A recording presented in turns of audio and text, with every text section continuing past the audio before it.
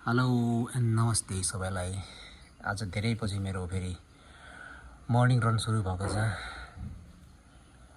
लगभग आज 15 देखि 16 किलोमिटरको रनिङ गर्ने प्रयासमा छु। हेरौँ के हुन्छ। ल ब्याक टु फेरि अहिले म रनिङमा छु। लगभग आज 15 देखि 16 किलोमिटरको रनिङ गर्ने विचार थियो, तर अब लगभग 1 महिनाको ग्यापपछि फेरि रनिङ गर्न आएको छु। त्यही भएर थोरै अलिकति शरीरले साथ दिएन जस्तो लाग्यो मलाई। त्यही भएर अब आज लगभग 12 किलोमिटरमा पुकाएर समाप्त गर्दैछु।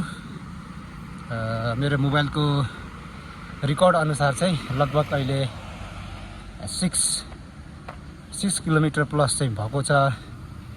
अब यताबाट जाने बेला 6, उताबाट फर्किने बेला 6, लगभग 12 किलोमिटर चाहिँ पक्कै हुन्छ।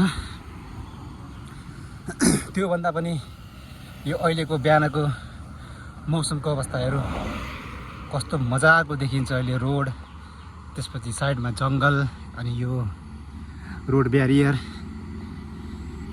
कस्तो लाग्यो तपाईँहरूलाई यो चाहिँ।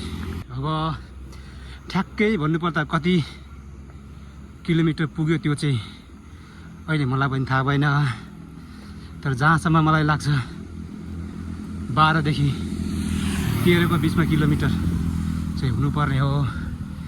आजको टार्गेट चाहिँ मेरो लगभग 16 किलोमिटरको थियो, तर 1 महिनाको ग्यापपछि फेरि ब्याक टु रनिङ गर्दा चाहिँ अलिकति शरीरले साथ दिएन।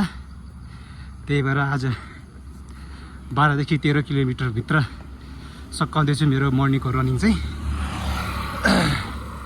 अब कति किलोमिटर पुग्यो भन्ने त्यो चाहिँ ठ्याक्कै यो भिडियोको लास्टमा एउटा मोबाइलले रेकर्ड गरेको किलोमिटर म स्क्रिनसट राखिदिन्छु, त्यो चाहिँ हेर्नु होला।